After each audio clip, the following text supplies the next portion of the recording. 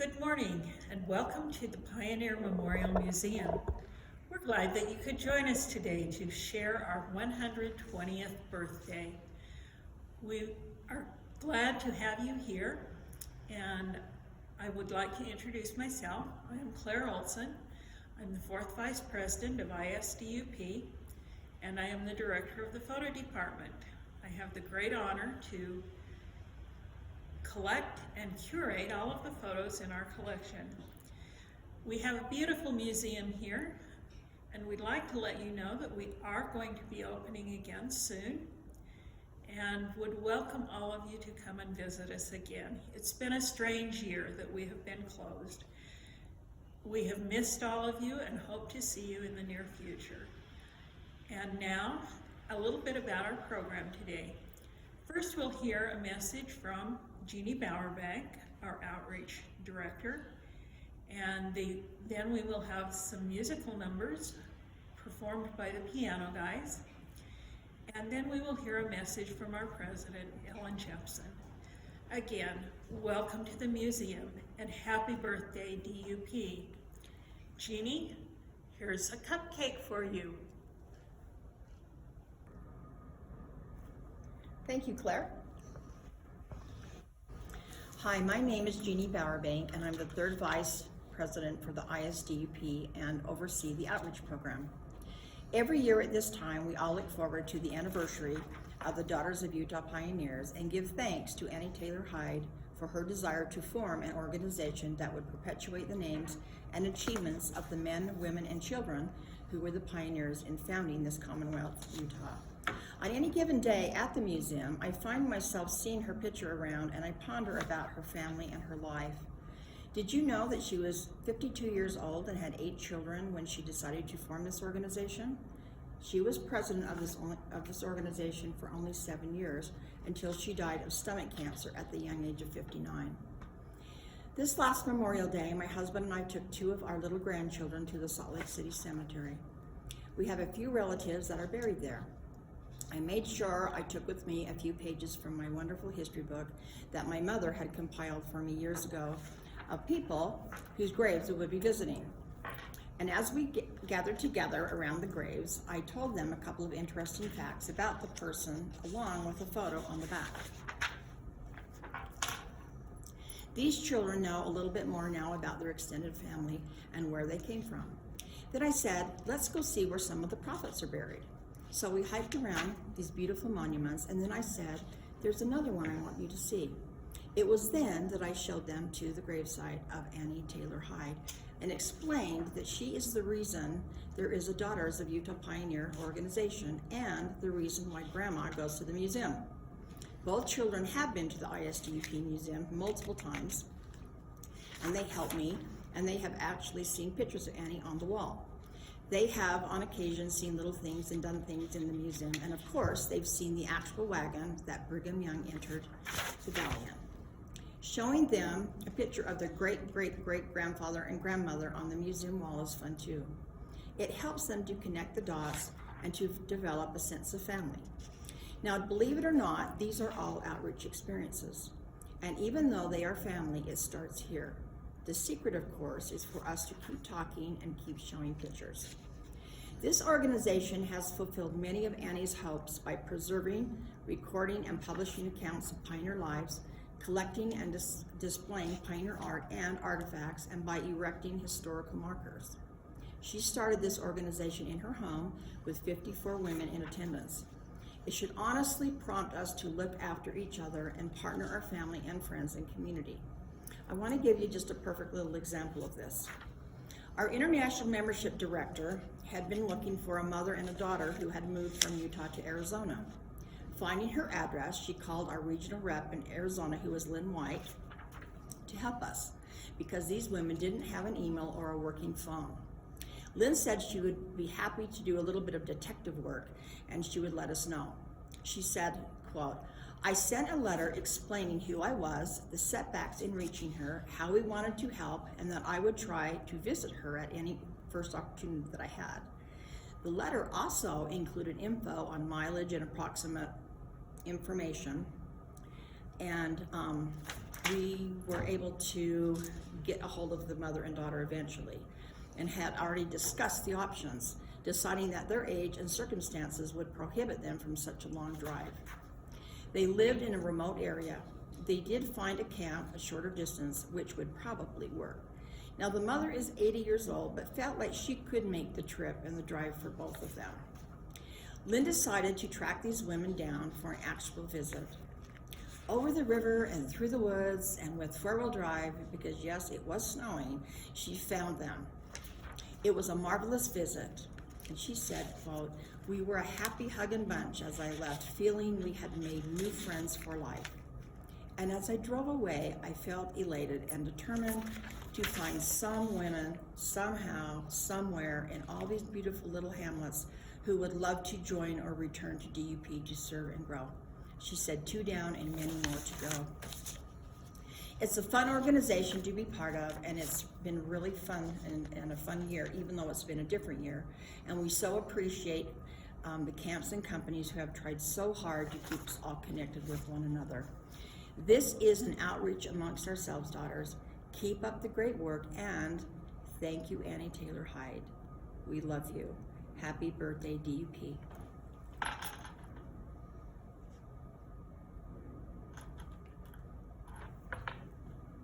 Here you go, Ellen. Okay. Thank you, Jeannie.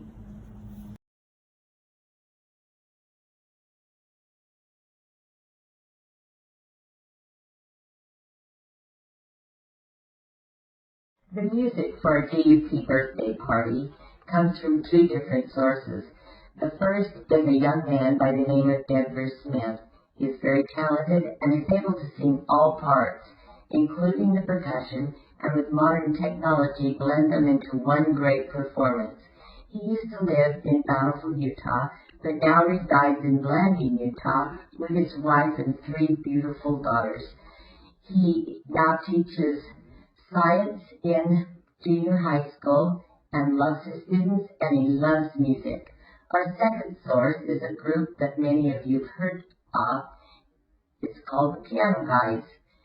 And this impromptu performance they did in St. George, Utah, just dropping in at an assisted living facility, and it pleased the residents that lived there and all that heard it, even the CNAs and the nurses. They have performed in many venues overseas and here in the United States. They have many CDs out and are on YouTube. You will totally enjoy this wonderful, fun performance. 2, 3.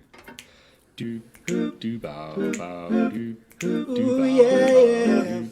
do bow bow do. They say it's alright. Do bow bow do. They say it's alright. Do bow bow do. It's alright. Have a good time, 'cause it's alright. Whoa, it's alright. Now we're gonna move it slow. Do bow bow do. When the lights are low. Do bow bow do. When you move it slow, it feels like a moan. 'Cause it's alright. Whoa, it's alright. And now listen to the beat. Do bow bow do. And kind of tap your feet. Do bow Yeah. do. You got soul. Everybody knows that it's alright. Whoa, it's alright.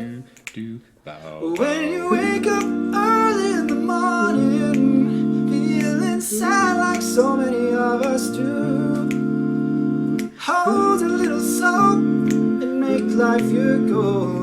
And surely something's gotta come to you. You gotta say it's alright. Do bow bow do. Say it's alright. Do bow bow do. It's alright. Have a good time, 'cause it's alright. Whoa, it's alright. Everybody clap your hands Do bow bow do. and give yourself a Do chance. bow bow do. And you got soap. Everybody knows that it's alright. Whoa, it's alright. Do bow bow do. Someday I'll find me a woman who will love and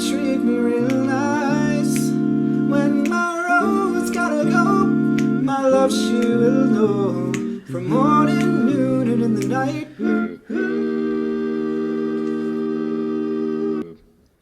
And she's gonna say that it's alright. Do bow bow do. Say it's alright. Do bow bow do. It's alright. Have a good time, 'cause it's alright. Whoa, it's alright. Everybody clap your hands. Do bow bow do. Give yourself a chance. Do bow bow do. You got soap. Everybody knows that it's alright. Whoa, it's alright. And you got soap. Everybody knows that it's alright. Whoa, it's alright.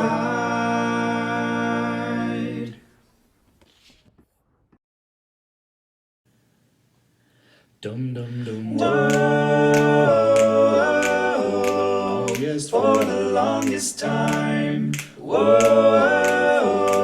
yes, for the longest. if you said goodbye to me tonight, there would still be music left to write. What else could I do? I'm so inspired by you. That hasn't happened for the longest time. Once I thought my innocence was gone. Now I know that happiness goes on. That's where you found me when you put your arms around me. I haven't been there for the longest time. Whoa, Yes, for the longest time. Whoa, yes, for the longest. Do that voice you're hearing in the hall, and the greatest miracle of all is how I need you, and how you needed me too. That hasn't happened for the longest time. Maybe this won't last very long. You feel so right. I could be wrong. Maybe I've been hoping too hard. I've gone this far, and it's more than I hoped for. Who knows how much further we'll go on? Maybe I'll be sorry when you're gone. I'll take my chances. I forgot how nice romance is. I haven't been there for the longest time. I had second thoughts at the start. I said to myself, hold on to your heart. Now I know the woman that you are. You're wonderful so far, and that's more than I hoped for. I don't care what consequence it brings. I have been a fool for lesser things. I want you so bad. I think you ought to know that I intend to hold you for the longest time. Whoa, yes, for the longest time. Whoa, yes, for the longest time. Whoa, yes, for the longest time. Whoa, yes, for the longest time.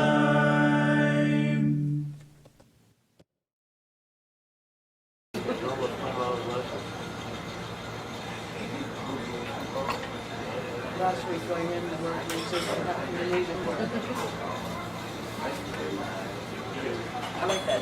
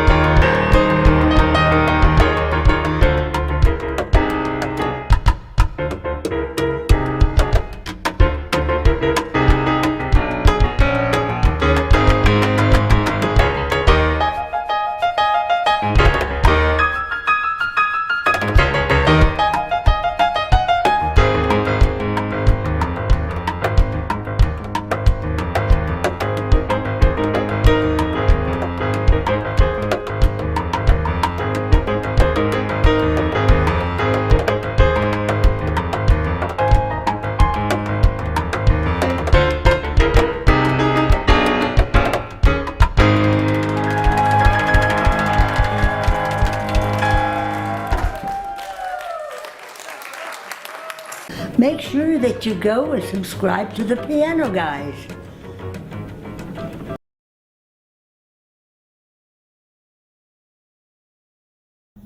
Hello everyone. Welcome to the Pioneer Memorial Museum in Salt Lake City, Utah. I am Ellen Jepson, International President of Daughters of Utah Pioneers. Happy birthday, Daughters of Utah Pioneers. It's been 120 years, and we are grateful and so happy to be enjoying this day together. I think one of the most beautiful words in the world is remember. No matter what language you speak, there is a word for this, remember. We have all said, do you remember? Remember when I can remember. How can you not remember this? Remember. The legendary writer Pete Hamill, who passed away just this last August, once said, memories are our greatest inheritance. And I say, the things we remember define our very souls. Annie Taylor Hyde, founder and first president of Daughters of Utah Pioneers, was determined that this organization would remember. In her first message to the daughters, she said that it was our heritage, and I quote, that our children and our children's children through all coming time might be taught to cherish, revere, and emulate our ancestors, close quote. We are her children's children through all coming time, and the objective of our organization is still to preserve and protect so that Annie's wish will come true, that we will all remember. On April 11th, this organization will be 120 years old. What are some of the things that we do to remember? The president of Lincoln Company Daughters of Utah Pioneers in Wyoming wrote this. If you thought you heard a bell ringing on Monday, September 14th, you did. ISDUP prepares lessons for camp monthly meetings. This year, one of the lessons is about Wyoming DUP historical markers. And 4 markers in Star Valley are included in that lesson. Camp Silver Star of Lincoln Company decided to visit 3 of the Star Valley markers, and their captain, Carly Jensen, wanted to ring the bell on DUP marker number 237. Arrangements were made and ringing the bell became a possibility, creating the question, how many DUP members do you think it takes to ring the 800-pound bell? It took not 1, not 2, but 3, and possibly 4 would have been better if there had been enough room for another member to get a grip on the rope. That will be a day members of Camp Silver Star will not soon forget. They will remember. When our museum was completed in 1950, there was a huge expanse in the front with nothing on it. It was decided that a rose garden would be perfect. So rose bushes were planted. And how many rose bushes?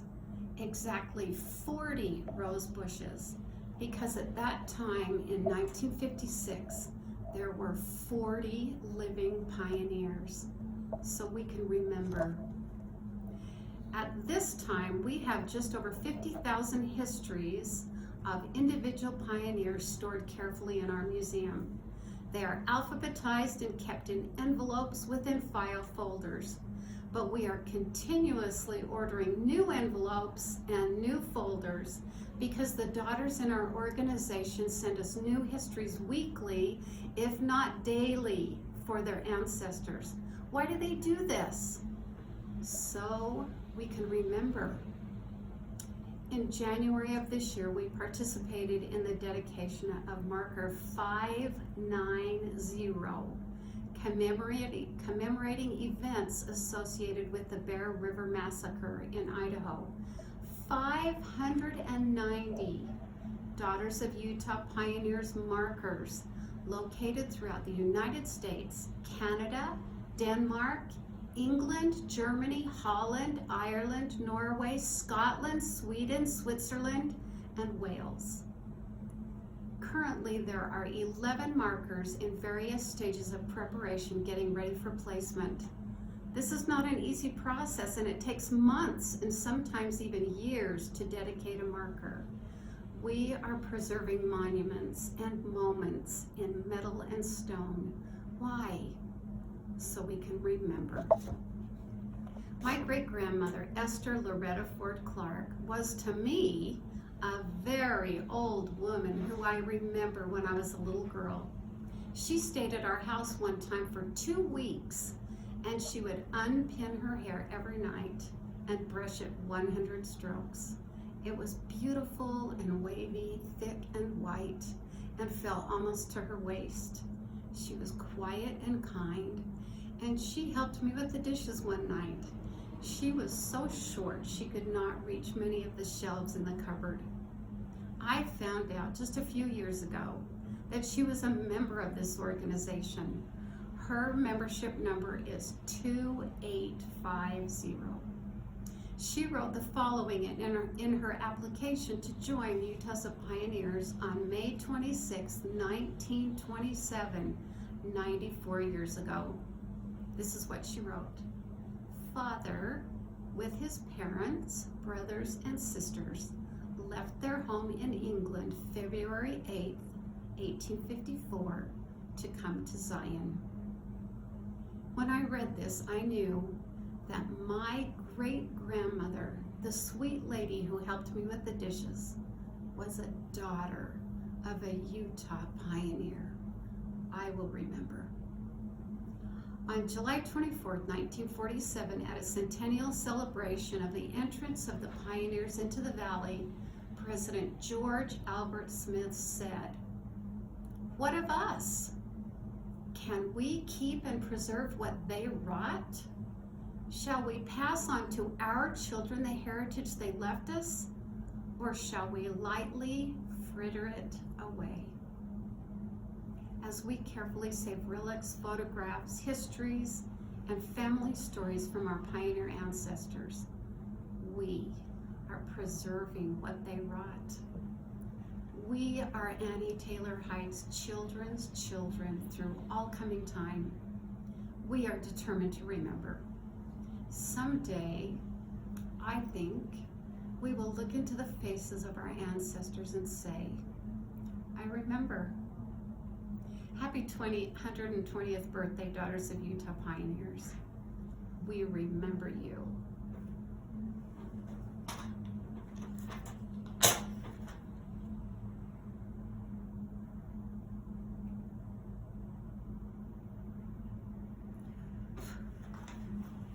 Happy birthday, Daughters of Utah Pioneers.